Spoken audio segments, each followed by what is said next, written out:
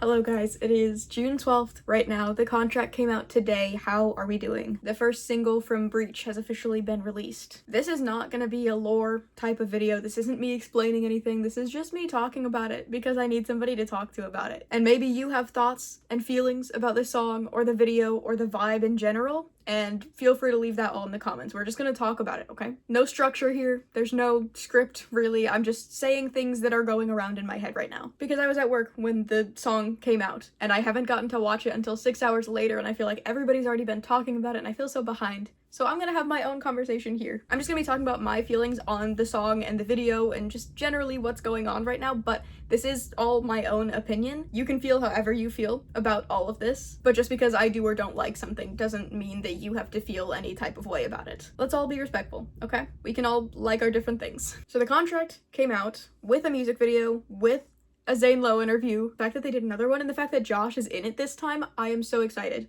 to watch that. I haven't even watched it yet. Probably my first mistake is going on here and making a video about it before I've even watched that one because I already know it's gonna be so good. But let's talk about the music video first, right? Okay, the music video came out and right away it starts where Paladin left off. So at least lore-wise, this is the next video. I don't know if it's the first song on the album or if it's just a random single that they picked out of it, but it is for sure the first lore song that we're getting because it's directly next in the timeline, you know? Nico grabs his neck, says hello Clancy, and then you go like into Tyler's head, into his mind, what he's thinking during this moment. And it's very much just watching his inner conflict between going with this darker side versus staying with all of the rebels. No, we didn't get the red contacts that some of us were hoping for. We were hoping for a full blurry face transformation where he goes all the way back to having the red contacts that he had in the videos 10 years ago, and that wasn't the case, but he does have kind of a red filter over his eyes for a second, so if that counts for something. There's a storm brewing, there's big, dark, empty expanse, but there is a massive army of glowing red eyes. And let me just say, the guys look so good in this video. They look so good. I have very mixed feelings on the song. I think it's gonna grow on me, for sure. I think right now, like the first time I heard it, I didn't really like it. I feel like the way he says, "How'd you know that?" I feel like that part just, it feels so crammed into such a small space for no reason. Like, I don't like how the line is spaced. But then I listen to it again and I'm like, okay, well, it's kind of a vibe. And then I listen to it again and it's like, okay, maybe it's stuck in my head now. It's kind of annoying the first time you listen to it because you're like, that doesn't even make sense. It doesn't fit with how much space there is. But then the more times you listen to it, the more you just get addicted to the sound. And it's the same thing with the line promises and contracts. It's like, to me, that's so on the nose. It's so straightforward and it doesn't really tie in to much else. It's just like, oh yeah, by the way, there's a promise and like there's a contract and I might be breaking it, and what, like, it's so straightforward that it feels kind of eh. It just feels like it's a line that's thrown out of nowhere where it's like, oh, they said the thing, they said contract, and that's the song, that's the thing that's happening, and I don't know. I don't like it. I just feel like so much of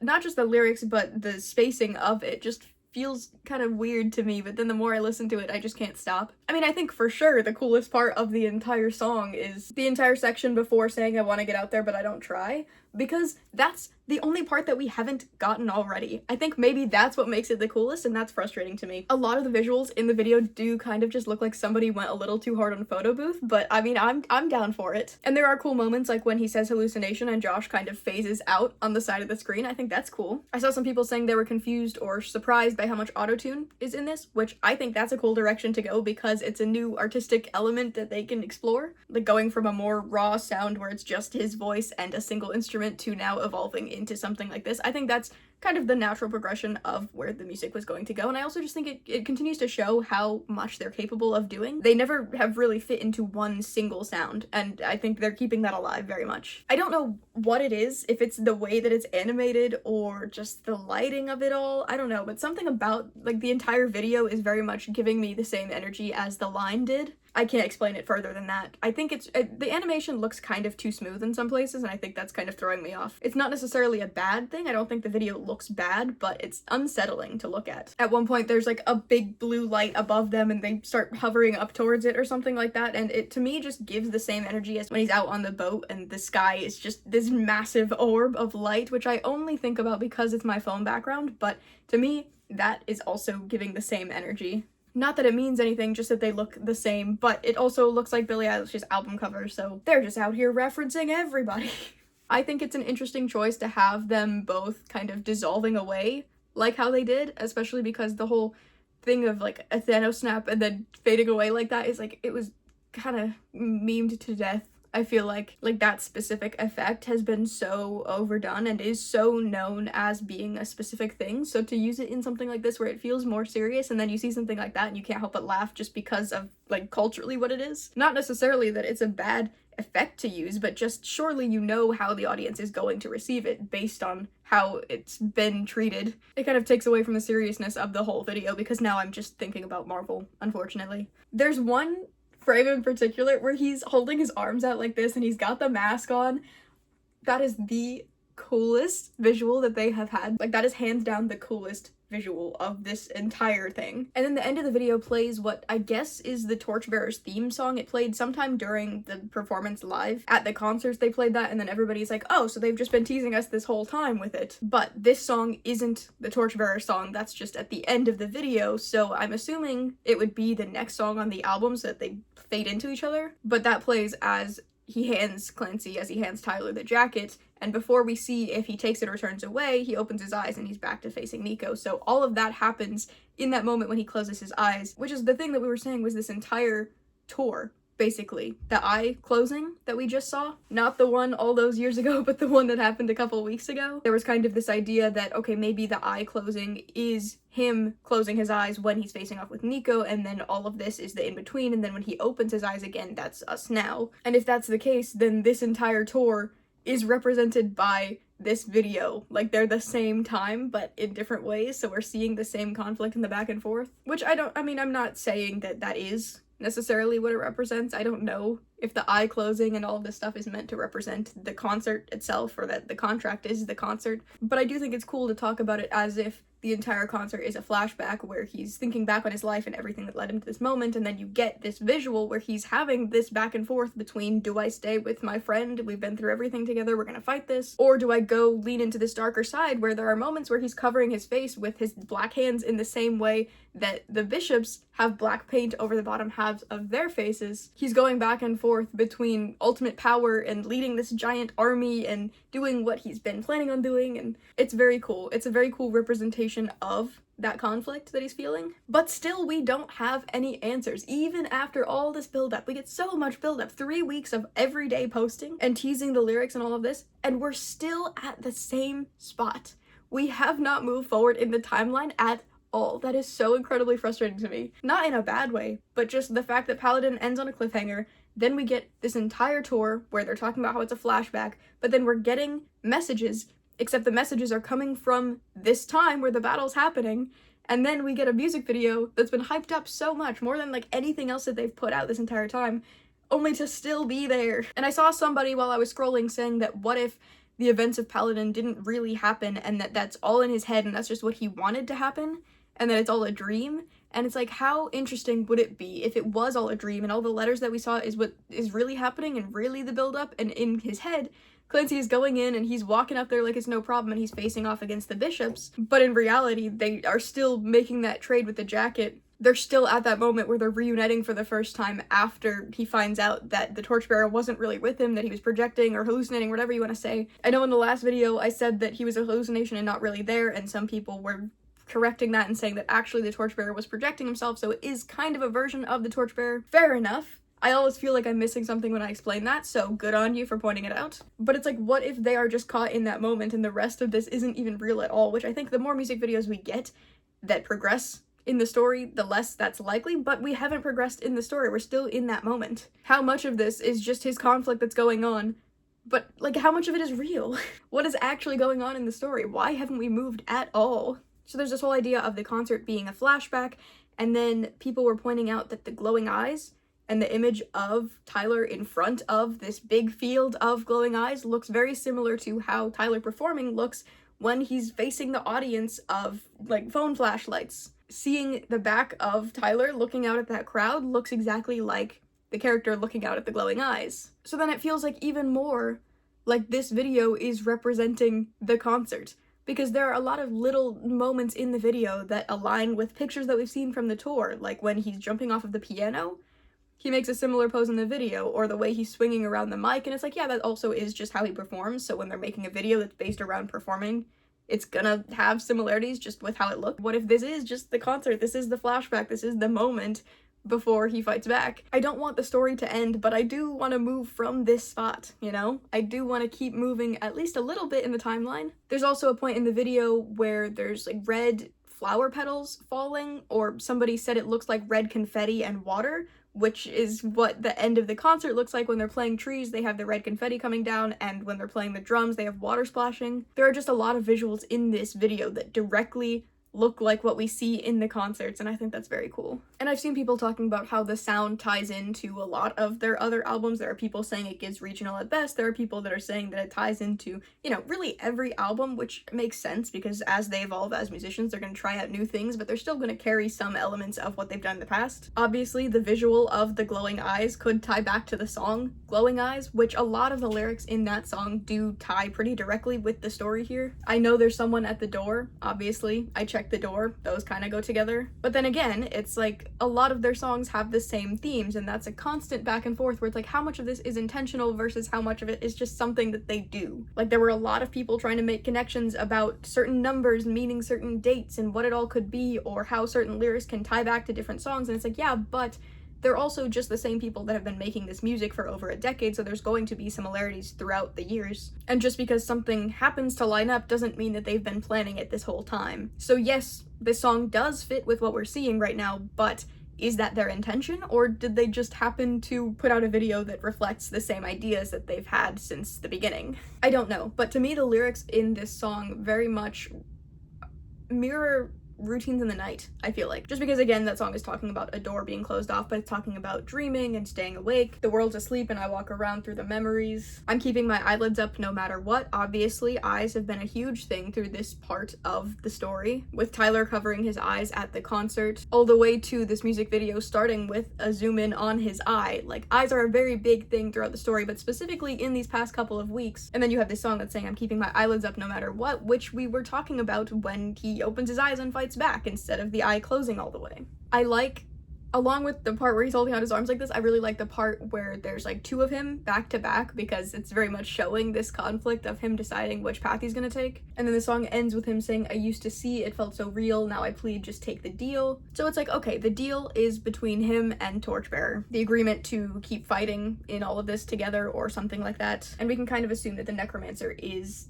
Nico, is the bishops, because for a while we were saying, okay, well, what if actually it's Clancy, because what if he's evil now and all of this is really him turning his back? Or what if even the bishops are saying all of this and they're scared of Clancy? What if Clancy is the necromancer and they're giving a warning to the people in the city saying, check your doors, don't let him in, as a way of sort of scaring all the citizens and making it seem like Clancy, like Tyler, is the bad guy in all of this? Because that's the same type of thing that they were doing earlier, where they were trying to put out mail to say that this guy is so bad. When they were doing the physical mail that they sent out to people, they're making it seem like Clancy is such a criminal and he has to be reported and he's doing something so terrible, so it would be cool if they went back around to doing something like that. I saw people saying, what if the check the doors audio is something that plays all over the city? That would have been awesome. But instead, what they did is tease basically all of the lyrics of this song, and that's frustrating to me because I think it would have been a lot cooler had we not known all of them. I guess we didn't know all of them, but it's just, I don't know. I feel like it isn't as cool as it could have been if we didn't know as much as we do. I checked the doors, checked the windows, and pulled the blinds, checked the clock, wondering what he'll pull this time. I have a feeling the necromancer's outside and I'm just trying to stay quiet. We got all of that through different audio clips from Blurry Face throughout that week, or throughout those couple weeks. We got the line, my hallucination I used to see. We even got I don't sleep much, how'd you know that, in the most recent thing that they posted in the last trailer, or the last teaser. So the only thing that we didn't get is the wake up and find out, did I change it? Like, that's the only thing that we didn't see, is the part that I think is the coolest, and I think that's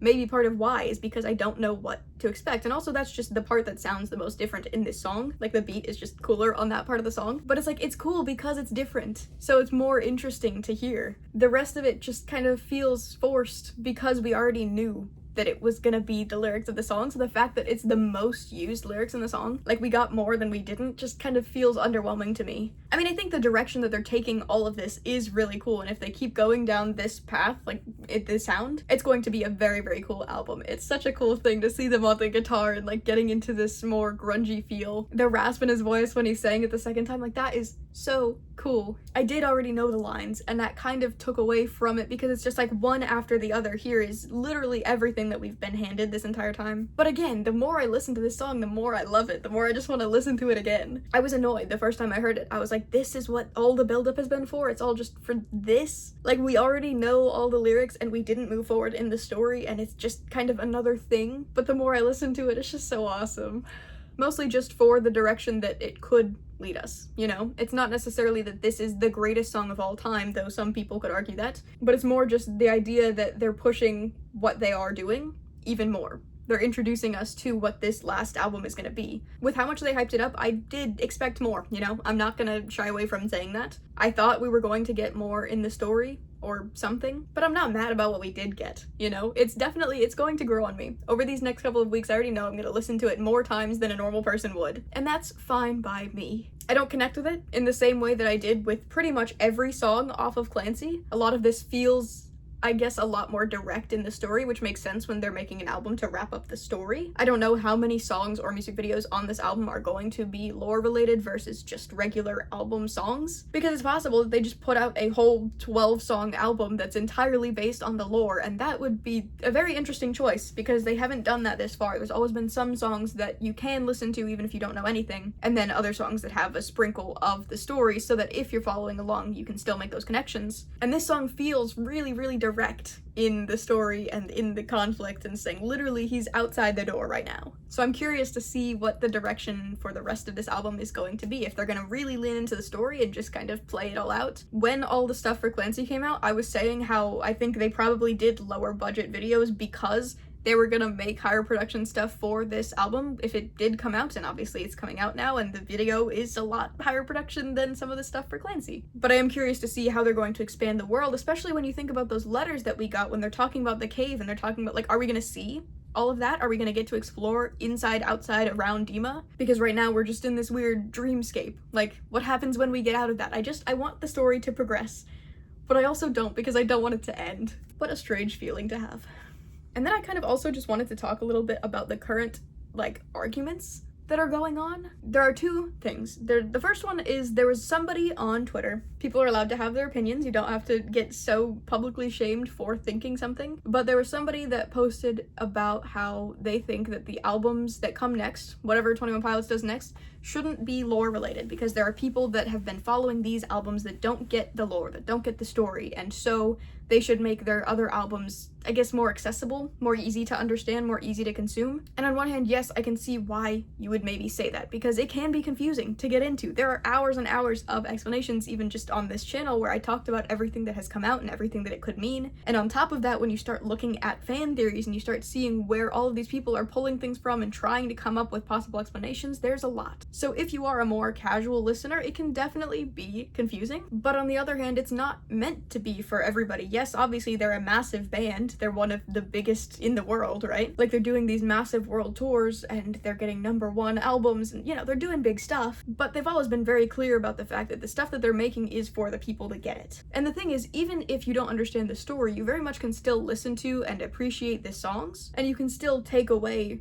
some meaning from it, even if you don't know the lore implications. Because the entire world that they've built is still a representation of very real things that people feel and experience. So even if you take that away, you can still understand what's being said just by the humanity behind it, I guess. And it's like, sure, if you don't understand, or if other people don't understand and that's frustrating, then, I mean, you can listen to other artists. There are very few creators that are making worlds as intricate as this, and if you're not into that, you just don't have to listen to this specific artist that is doing this thing. Do I think that if they make future projects after this album, it's still going to be a big lore-heavy world? I don't know. I was talking about it in my last video. I don't know what direction they could possibly go after this, because no matter what, they're going to be tied to these 10 years of story. I don't think they would start a whole other 10-year story, but I don't know them. I don't know what their plans are. I don't know if anything could live up to what they've already done, so at this point they'd have to go a completely different direction. That to me is the only thing that makes sense, is they have to completely pivot, or else they're gonna be forever tied to this one thing that they've completed. So I don't know what's coming next, but what I'm not gonna do is sit there and tell them that I don't think they should make another lore-heavy album because there are some people that don't understand, because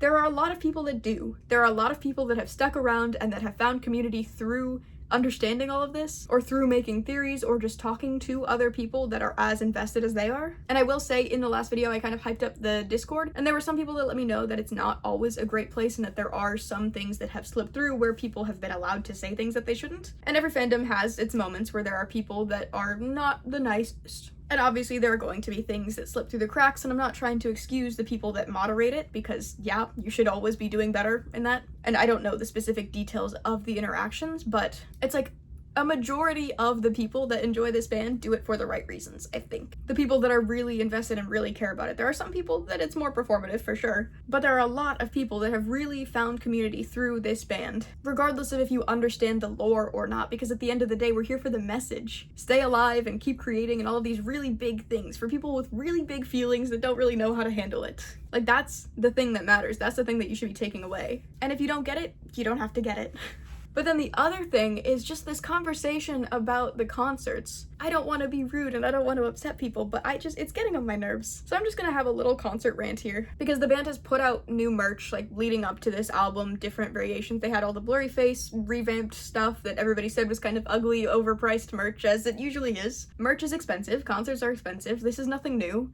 Everything expensive and nobody's making enough money. We get it. But they put out all this blurry face stuff, people bought it, then they started selling a version of Breach on vinyl and CD, and people were buying it because it's a first pressing special edition. And obviously they only just finished the Clancy tour last month. So there are some people that just spent a lot of money to get to the fan premiere exhibit and then the show itself and then any merch that they might have gotten there. And you end up with this weird situation where there are people saying and like almost begging the band to not release a new tour because they can't afford it. And that's kind of funny. But the thing that kind of bothers me is when people bought a bunch of merch and then complain and say that 21 Pilots shouldn't put out more tour stuff because they can't afford it, when the reason that they can't afford it is because they just bought a bunch of merch. And it's like, if you really care about the concert that much, you could prioritize it, because realistically, if they're putting out all this merch and if they're teasing this new single, it probably means they're gonna go on tour again, so it would make sense to save your money for something like that. Also, you don't have to own everything and go to every experience. You are able to buy merch for something that you care about and then just appreciate the merch that you bought. It's not a thing to collect, but it's a thing to appreciate. Similarly, you don't have to buy everything. You can go to the concert because you prefer that experience. And there are some people that have been very fortunate and have gotten to a lot of shows, and they're still complaining that they don't get to go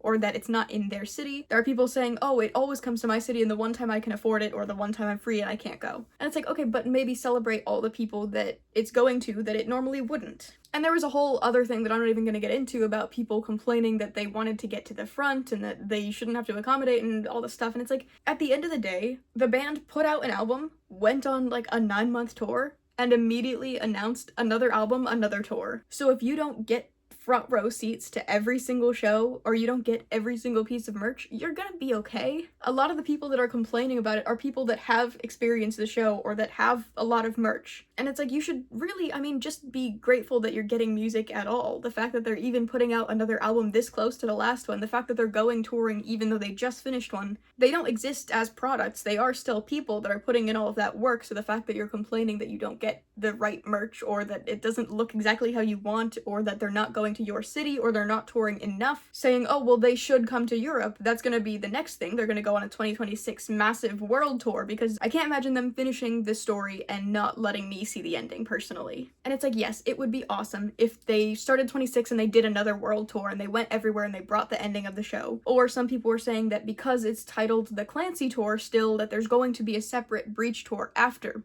So, like, this is just the teaser tour, similarly to how they had the Clancy, like, smaller experience. That was, like, 5 or 6 venues that they did. So people are saying, okay, well, maybe this is just something that they're doing, and then they're gonna launch the really big tour. And it's like, you can be hopeful all you want, but you also should consider the fact that they are just human beings that at that point would have been touring for 1.5 years. They are allowed to take breaks, and especially when they're providing us with the music, with the visuals, with the story, you're kind of asking for a lot there. I feel so incredibly grateful that I get more music at all. I'm not worried about if I can buy all the merch, if I can go to all the shows. Yes, I would love to go to the shows. It's such a special feeling to be there and to see the band and to see all the people gathering around and singing the songs. But if I can't go, I feel just as fine because I know I have the music and I know the community is still there. I don't have to spend a lot of money for it to mean more. It means something because it happens, you know? And it's frustrating to me to see so many people complaining that they don't get to have every single thing, that they don't get to experience front row of every single show. Like, we even get the band in the first place. The fact that we get any of these songs, the fact that we've gotten any of this story, any of this community, it's such a special thing that's been built over all of this time, and it's such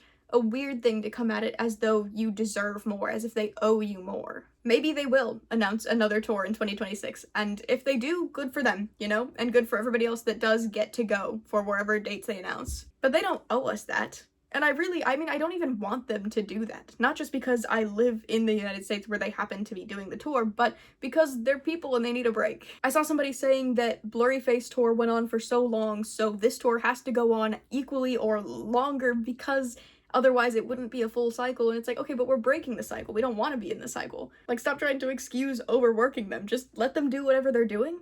If they come to your area, that's awesome. I'm glad you have a chance to do it. If they don't, there are videos. There are still the songs, the music videos, the online community, and especially when you start talking about accommodations at the shows and certain people that haven't been given the same opportunities, it's like, how can you possibly feel good about complaining that you haven't gone to your 7th, 8th, 9th show? There are some people that haven't got to experience it at all, or when they did, they had an awful time because they weren't considered. Like, just calm down.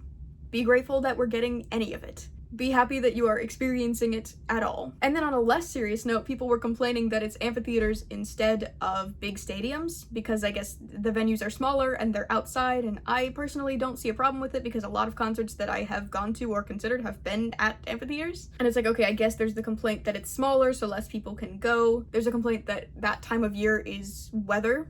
Like, there's a lot of rain, there's a lot of hurricanes going around, so it's like, okay, maybe shows are gonna get canceled or they're gonna be too hot. Some people are thinking, okay, maybe there's a reason that so many venues are outside, maybe they plan on having some sort of outdoor element to the show. And then there are still people saying, okay, well, maybe they're just having these different types of venues so that then they can come back with an even bigger tour and do even bigger venues or something. And it's like, just, they're doing whatever they're gonna do. And I'm so happy they're doing it at all. I would love to go, and if I get the opportunity to go, I'm gonna be forever grateful. And if I don't get to go, I'm still forever grateful that I'm here.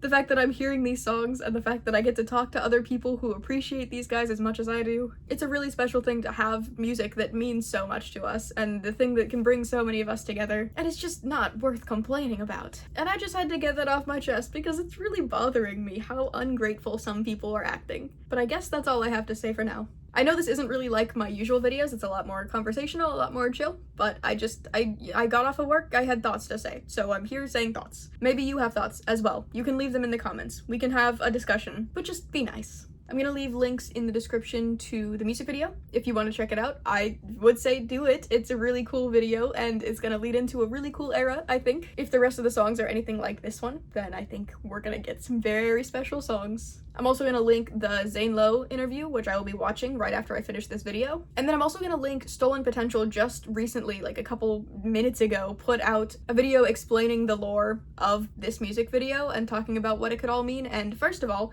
props to him for putting it out so fast, that's very cool. But also, if you are curious for the lore of the video and not just a random person's thoughts on it, then I'll send you that way. I'm so excited for whatever is gonna come next. From what all the pre-orders are saying for everything, it looks like the album itself is gonna come out on September 5th, which I think is funny that people are saying that another pop girly is gonna block their album from reaching a #1, because pretty much every album they've put out, there's been another massive pop album that came out that same week that dominated the charts. So like last year, their album was set to release on the same day as Billie Eilish's album, and then they pushed it back another week, and I thought, okay, maybe they're pushing it back because they know that Billie's album is going to be even bigger than theirs. But here we are again, where Sabrina's new album comes out like a week before this one is expected to. Also, I could make a whole other video talking about the discourse going on with Sabrina's album cover and everything like that, but that's just, I can't get into that right now.